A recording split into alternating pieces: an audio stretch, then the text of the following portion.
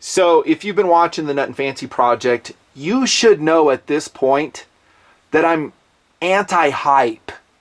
I don't like hype. It's usually very artificial. It's very fleeting. It usually, not always, usually does not last. When the Rock River Arms LAR-47 came to market, there was a bunch of hype. Oh man, the gun world was saying, oh, this is it. This is the gun we've been waiting for. Rock River, a major and very trusted AR-15 manufacturer, is tackling the problem of how to make a 7.62-39 chambered direct gas impingement AR-15. They will get it right. If anybody can get it right, it will be Rock River. We're very excited.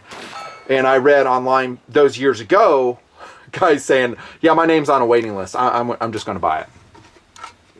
Well, fast forward till now, I click around on the website and, just kind of jumping around the internet, seeing what's up. I don't get the impression the LAR-47 is selling that great. Nope. I never hear guys talking about it. I don't know anybody personally that recommends it or owns one. I could be totally wrong. Maybe it sells great. I do like lifting back the curtain a little bit on the gun industry, on all the industries I deal with actually, and maybe trying to educate my viewers a little bit about the process of why guns come out. And the short answer is they want to make money. The way you make money is creating hype, creating interest, creating draw to new consumers, and somehow convincing them that their old 7.62-39 is no good and they need to upgrade. They need to go to a different caliber. Insert my 300 blackout debunking conversation right here.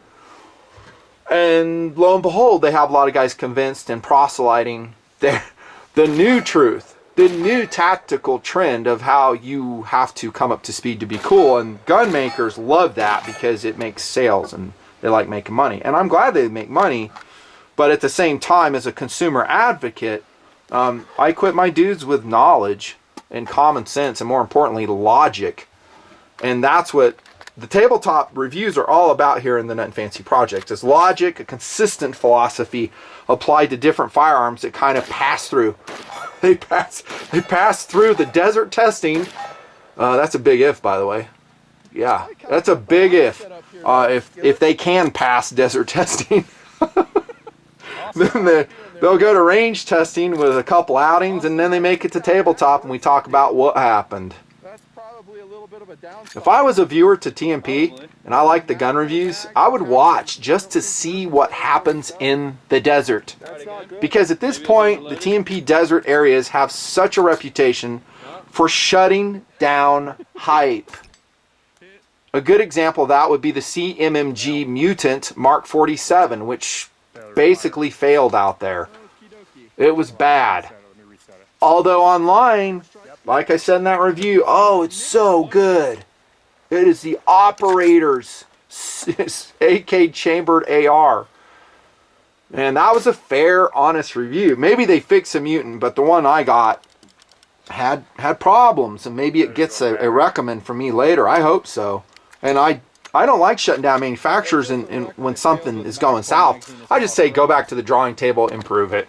There's a ton of products we've seen on the table that have gone through that process, and they've eventually emerged pretty excellent because the manufacturers are committed to it, and they're committed to, understanding, hey, the grass isn't as green as we thought it was. There's some brown patches. We need to cut out the sod and start over. Oh, the LAR-47. You can kind of tell at this point, no doubt, that I'm going to have some negative things to say about the gun. That is the way it is. They make several versions of this gun, by the way. The one you're looking at is called the Tactical Comp LAR-47 by Rock River. So it's going to have the 16-inch barrel. It's going to have this quad rail. It's going to have that brake. The innards of all the guns are the same. The barrels will change a little bit depending on what they are, but this all is the same. Then you have the Delta Carbine LAR-47. You have the CAR 4 LAR-47.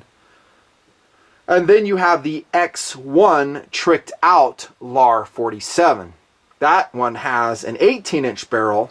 It comes in tan and black. It is MSRPing currently for around $16 to $16.50, which is a lot.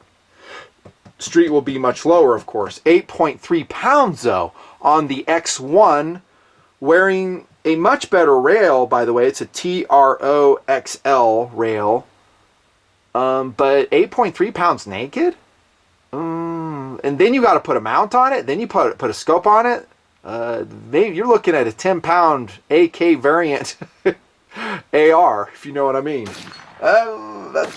I kind of still would have liked to have tested the X1 because I like the 18-inch barrel concept. It intrigues me a little bit because it might open up a, I don't know, kind of a longer range. I would never say long range for 7.62 39 because a cartridge is underpowered for that. But, you know, longer range AR, which will take us to philosophy of use, by the way. These two mags are. Here comes one. I've said it before. We probably don't see this one coming.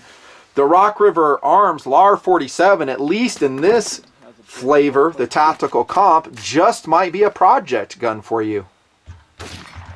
Yeah, a project gun. What? I'll explain as I go along, but I'll just leave it at that. You might have to do some things to it to get it to where you want it. Or maybe you love it out of box. Maybe it's just awesome for you. But a project gun. Hog gun, definitely. So hogs are continually invading the southeastern United States, the southern U.S., and guys go out and hunt them legally all day long with AK variant rifles. And I think that's a really smart choice. I think 7.62 39 is a great hog caliber. It hits hard. And I don't think there's any magazine limitations for hog hunting because you're eradicating vermin, which are destroying land, which are destroying farms, which are actually competing and destroying indigenous wildlife species. So jihad on the hogs? Absolutely, says TNP. And an AK is a great way to do it. Maybe 7.62 39 air would be a great way to do. Hog gun, goof off gun, WROL, range gun, and then I'll leave it at this, something other than an AK variant rifle gun. Now, why would someone feel that way? Well, it's because maybe, just maybe, they don't feel comfortable with the battery of arms for an AK variant. And this is, of course, the TNP modified, once upon a time, Sega, imported by Arsenal, Russian Ishvesk, I always say that wrong, produced AK variant. It's really a standard of measure. So if you're going to bring a 7.62 39 long gun into TNP, it's going to kind of be compared to this these days because I love this gun. It's modified exactly to my taste. It has some quirks. It's definitely not the lightest with all the Zukov furniture on it, Magpul stuff. It's not. I added weight doing that. But man, it's awesome. ALG trigger, all day long, reliable, cool as heck. I Cerakoted it in this color. It's just awesome. There are some downsides though. Accuracy would be one of them. And maybe for that reason, someone has AK variant rifle fatigue. Maybe in their stamped receiver AK, like this one is, they go, you know, I don't really dig it shooting 3-inch groups at 100 yards. I want something more accurate. And therein it lies another promise of the AR platform. One is accuracy. It can be much more accurate if done properly than that. That is not an argument by me at all. I concede that all day long. The AR is an extremely accurate platform. And this is a direct gas impingement gun, not a piston gun. Less moving parts. No big long stroke pistons slamming back and forth, creating problems for the shooter to stay on target. Another reason they may have AK fatigue is because the controls of this are so excellent. The ergonomics, Stoner got them right. You know, from the grip to the handguard location to the safety placement to the trigger to the things we can change and modify. Thumbs up. The AR rules. You know I'm a big AR fan. There you go. That's philosophy of use. We're going to go into SAWC design and ergos. This is Wolf. It like Wolf. Here in a second, but I'm going to pause to show you something because it just caught my eye. And he really doesn't want me to show you, but I'm going to show you anyhow. And here comes a shameless plug for my son's Tactical Doodle's latest patch on on our web store. Here it is.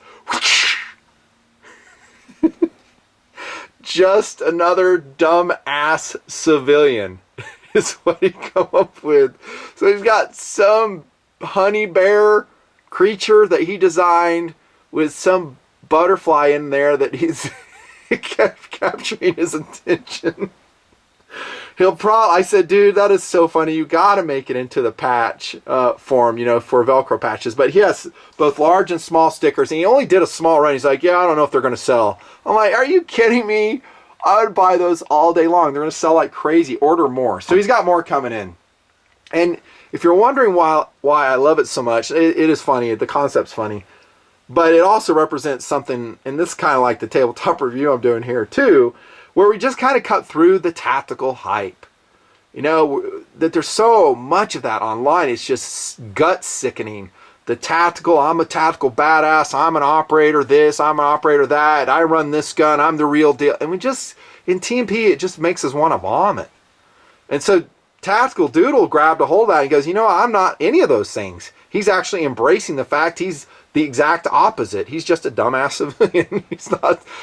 He's not special at all, which is hilarious and absolutely funny. We show humor in all our patches. Freaking shark with a jetpack. Website at the top. Order it. Don't order it. We don't care. We'll have some more funny patches. There's this one I'm trying to get him to make. He will not make it. I can't tell you what it is, but click to the web store. That's the soonest way to find out about it. Oh yeah, we're doing a gun review. Intermission complete. SAWC design and ergos of the Rock River LAR-47. This gun by itself weighs, I'm talking with a steel mag, with a steel magazine, not this Bulgarian clear mag, which by the way my Roomba broke, not this one but another one. That's a separate video. But with this mag, which is 12 ounces, thank you, 12 ounces for the steel mag, is 8 pounds 4 ounces. I wouldn't say that's like show-stopping heavy, but it's getting close. Because then when you put optic on it, you put ammo in it, you're rocking, what, a 10-pound gun? Potentially. And I have a small scope on there, and I just slapped that one on. There's a different scope, and I just slapped that one on there for presentation. It's not really aligned. You know, that's too heavy. So the first critique I'll have to say on this gun is it's probably too heavy. Because, I mean, I told you I had to wait with this one with the additions I did right. But a stamped receiver AK, it's not unusual to have it come in around 7 pounds. 7 pounds 4. And then if you decide to rail it up, great. And that will add weight, definitely. There's all downsides and quirks. So this rail system's added. It adds SAWC to it, right? Right. So there's always a downside. I get it. You get it. But the weight is actually, on this particular example, the tactical comp, partially to blame for this. This goofy rail, which now for a couple years I have been recommending to Rock River to throw in the garbage and never have it come out on any guns ever again. Maybe in 2008 this fat cheese grater boat anchor of a rail made sense. But nowadays the competition is fierce and it does not. Nobody has beat the drum of SAWC as loudly and consistently as myself. And I finally feel in the last few years there has been some progress made by a lot of manufacturers, by a lot of aftermarket companies where they do have an eye on weight. Handguards weighing almost nothing. You know, 7-ounce handguard is commonplace. Barrels that weigh nothing. Compensators, flash hiders, all with an eye to weight. The burden we all must carry, especially the soldiers, LE, whoever's doing it for real, where their gun is a tool for their very existence. I'm so gratified that finally the weight message has been received. I'll keep ringing the bell in the tower. Weight's important, weight's important. I'm ringing it here to Rock River. I'm like, dude, I mean, this rail, gotta go. Now, granted, on the other version, the Car 4, Delta Carbine, the X1, they have a different handguard on them. But the X1 has a TRO, and it's even heavier. Granted, it has a 18-inch barrel, not the 16-inch barrel this one does. So that 2 inches of extra barrel length adds weight. I said project gun in philosophy of use. I will stick by that because the first thing you would probably want to do is peel this handguard off and again throw it into the ocean where it can become habitat for octopi. An octopus living in the Rock River handguard. Maybe an eel would move into it, or hermit crab. Yeah, it could just be some type of ocean habitat. It's that bad. I said that in the booth reviews years ago, and I told Rock River to their face, I was like, that handguard sucks. And that video guy's like, you shouldn't say that. No, you should say that. I don't just, if I ever do a booth review, I don't just give the dude a mic and just let him spew his advertising material.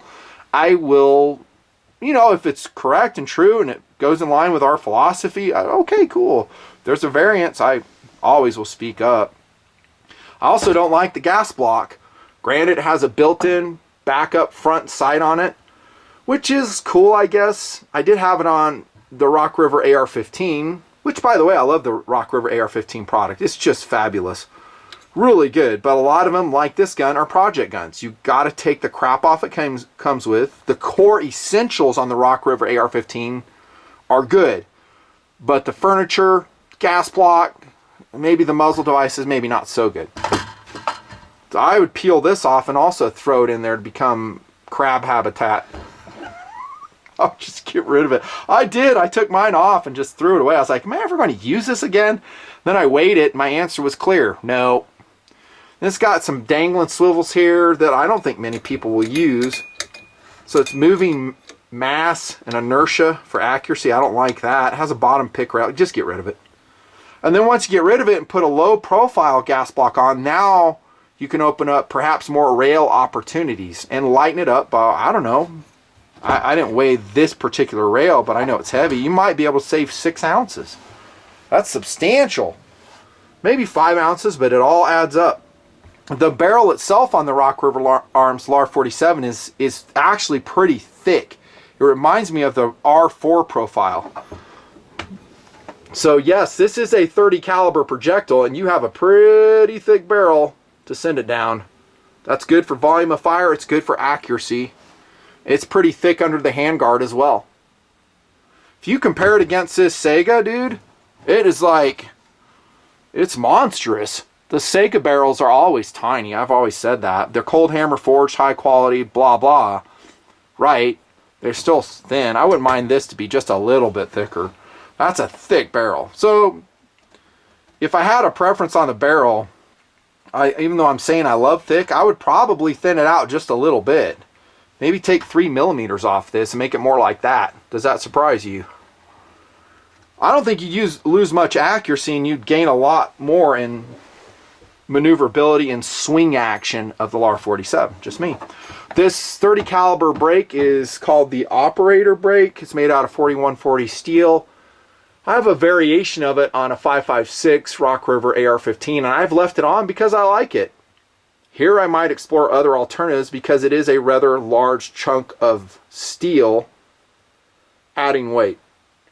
Does its function very well. It's an excellent compensator, not so much for flash hiding. Okay? Project. So that may be a project. And by the way, when you take this rail off, block out a few hours and get ready to cuss a lot. That's what I did. I mean, I had to use a freaking pipe wrench after heating it thoroughly as much as I could to loosen that red Loctite.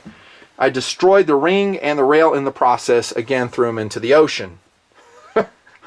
I didn't really throw them in the ocean. I threw them in the garbage, but I like the ocean concept a little bit better. By the way, this is serial number AK101339, used for the Nutnfancy review. It will be available for sale at the top. Please go buy it. Turn it into your project gun. You know, you might get it to work just perfect for you in every way. I hope that happens. Kind of at this point, we're talking about design ergos, components still. I'm kind of wondering if we can get the AR platform chambered in 7.6239 to work reliably across a broad spectrum of magazines, across a broad spectrum of ammunition. Now, Rock River will say that's exactly what it did when it designed the LAR-47, understanding that there are some big variances. For instance, all the magazines have to be curved. you know, because of the nature of the cartridge, the tapered cartridge. We get it. Roger that. So the mag well is different, you know, obviously. So we're going to not just push in the magazine, we're going to rock it in just like we do any other AK product, like that. And by the way, you'll see I'll miss that pin. You may see that in footage when we're testing it. I think John and I were testing it. It wasn't like this. That seemed like it inserted better. FYI for what it's worth, not much. This is Hornady SST, by the way. I'm just putting it in there for looks. So the magazine, this is kind of where the heart of the matter is for any 7.62 39 AR. The Mutant, apparently the current generation ain't getting it right. And spoiler alert, this gun ain't getting it right either from my perspective. Because for me to be excited about this gun, it's simple. It's got to be reliable, it's got to be accurate, and hopefully ergonomic and high value. If you could do all four of those things, dude, thumbs up from Nutnfancy. It does some of those things, other things it does not do. This gun gets almost all that right. This Sega does. So it can run with any magazine you see on the table. Every magazine I've ever thrown in any of the Russian AKs, the Zastavas, the NPAPs, M70s, awesome. C39s, run them all day long. RAS-47s will run them all day long. This one, not so much. It's very, very particular on which magazines it will work with. I wish I had tested the Bulgarian 30, but honestly, it's so unrecommended here, I don't want to come to the table recommend it. My freaking Roomba broke one of these. Busted the lip off it. The Roomba did. There's a video out on it. No, I'm not making that up. Go watch it. The magazine it comes with is an extremely heavy marine habitat, read boat anchor, 12 ounce surplus steel AK mag. Awesome. I mean, that's cool. I shouldn't say it's totally awesome. It's not, because it's heavy. It's 12 ounces. Like I said, 8 pounds, 4 ounces with this magazine in it, which came with the gun. I was a little bit surprised in this one, and maybe other versions of LAR-47 come with a different magazine. I don't know. This is a sample of one. They do make a polymer mag for the LAR-47. They make it available on the website for $20. I believe it's made by Thermold. Looks pretty good. I think it's pretty reliable. I wish I would have had it for the test. I didn't. I didn't want to go buy any either. So maybe they're awesome. Don't know. What you're going to find out then, as we get to the heart of the matter, is it's going to be compatible with a very select few magazines. Okay, that is a showstopper. Okay, I'm just going to tell you right now, that is a showstopper for me. Here's a magazine that came with the C39. It has been reliable in every gun we've tested it in. And it did the lion's share, between these two mags, it did the lion's share of the testing with the LAR-47. This one's loaded, chamber's empty, but I'm just going to pop it in real quick. This one's a little bit lighter, 11 ounces, okay? Cool. The thermal, not thermal, but the mag pulls, this one was fitting, but I think we had issues with it out in the desert. So it didn't work so well. Bulgarian 30. Nope, not gonna work. Now, remember I said project gun? Well, some guys will comment, well, you can, this Tapco mag is the same problem. It won't fit either. That's a 20, you can put a Tapco 30 in there and it just won't fit. And you can say, well, you know, you can actually modify those to fit. Why? Do I want to sand down my, my MOE mag from Magpul to make it fit and make my feed lips even thinner? I don't think they're that thick to begin with. Do it to my Tapco mags? Do I need to like shave down my retention tab? Not doing it. No. We'll come back to this in track record, but that is an issue.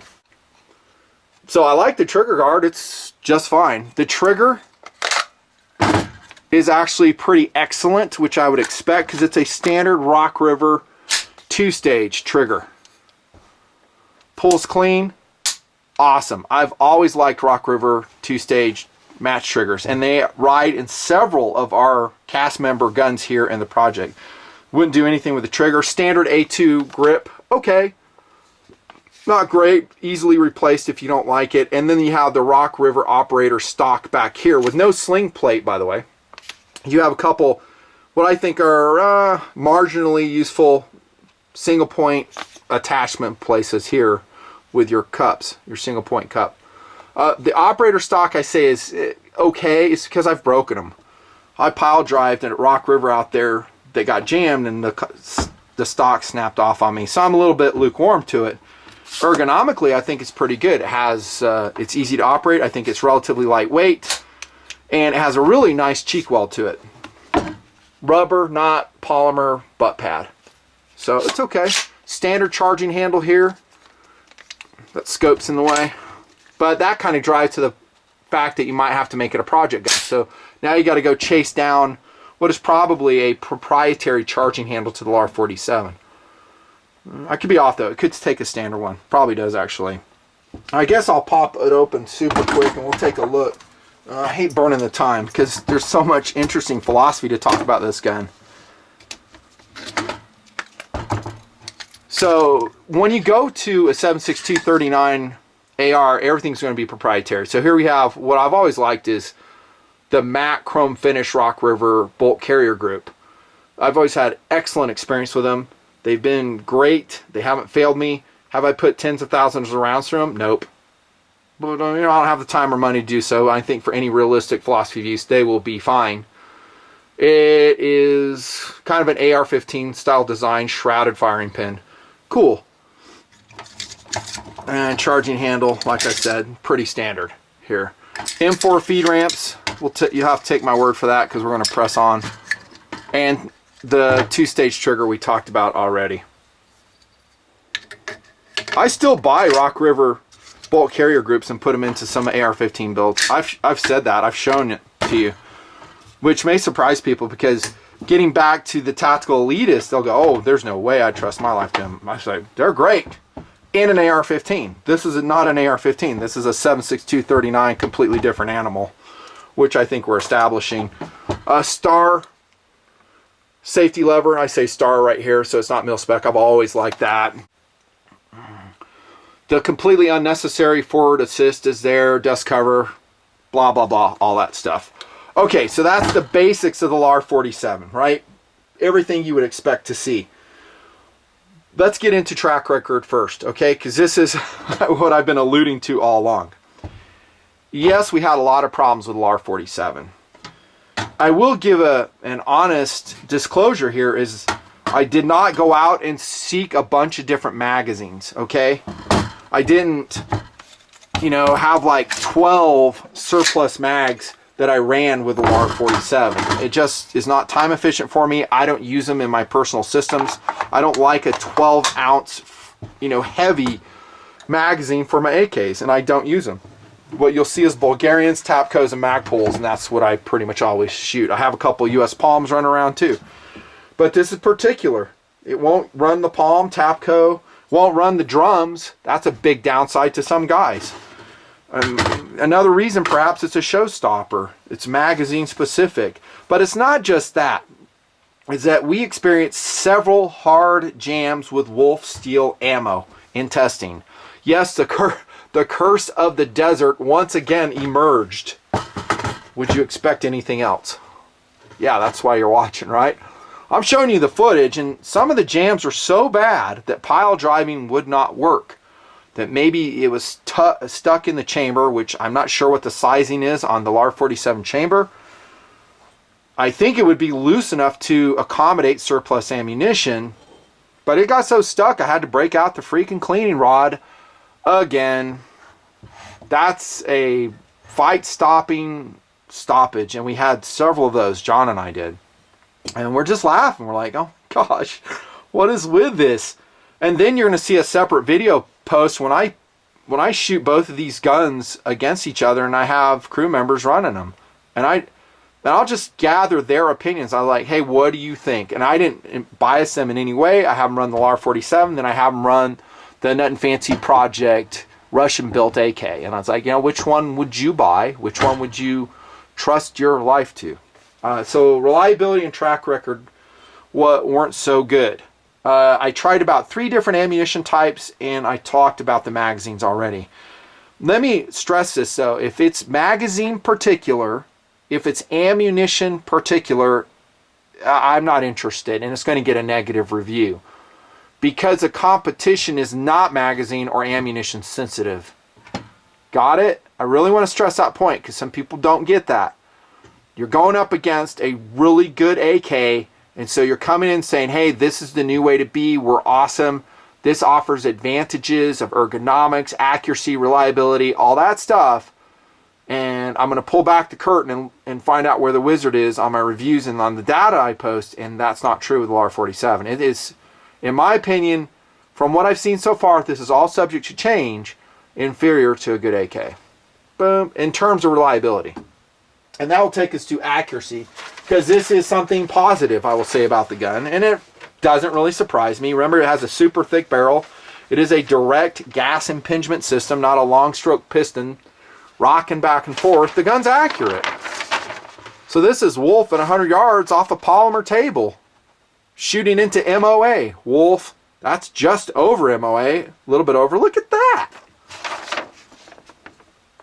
Out of the LAR-47. I mean, that is phenomenal accuracy, and it dominates that gun. If I got that type of group consistently out of my SGL-21, I'd probably fall over. Have a heart attack out there. I wouldn't believe it. Look at this. The LAR-47 at 100 yards. Here's this ammunition, the amazing Hornady steel case SST with its lower or higher ballistic coefficient. Oh, I'm sorry, that's Cellar and Bellet right there, not SST. That's a great group. Cellar and Bellet there. Red Army brass, which is very inconsistent. That's not a great, accurate, consistent ammo. It's plinking ammo. Red Army brass is pretty much garbage. There's SST. And there have been groups this gun has produced like that, but it's hard for me to do. I gotta make sure I'm not flexing that relatively thin-walled stamped receiver. There's SST, there's SST. Accuracy, therefore, is excellent. Excellent. I think American Riflemen and their testing, and they do some good work. I think they're calling it about a 1 3/4 MOA with their LAR-47. And I forget which variation they shot. It might have been the X1. I forget. So, field strip, we already showed. Accessories, you're going to have to get rear BOIS. You're probably going to have to get a lower profile gas block, which may present some challenges to you in terms of fitting it to a proprietary gun. I didn't really research that. Handguard, I wouldn't do anything to the trigger. I'd probably deal with the buttstock too. I wouldn't change that. You might investigate some muzzle brakes. But again, the more I go along, I don't want a project gun if I've taken it out of the box. I'll just build my own AR from scratch. And a lot of guys are doing that with 7.62 39. They're not. They're building their own gun from scratch from components that they trust. I say more power to them. Going on value and options. POF Puritan, I may test that sometime, and recently POF has made an emergence in the Nutnfancy project, and let me tell you, I have been impressed with just about every gun I've shot from Patriot Ordnance Firearms. They are excellent. I hope they get it right. We will see. CMMG Mutant Mark 47, MK47 was a fail. I don't recommend it, and it's expensive. This gun's expensive. You know, it's not cheap. The retail is up there. Street price will be less. Do I recommend it? This is the bottom line. No, I don't. Not now. Now, maybe I get a hold of a different version and I have a different experience. It's hard to say. And maybe then I run more mags. But the same criticisms I leveled here will still play. It's going to be the same receiver. I can't use my Bulgarians, of which I have a fair amount. I can't use my mag pulls reliably.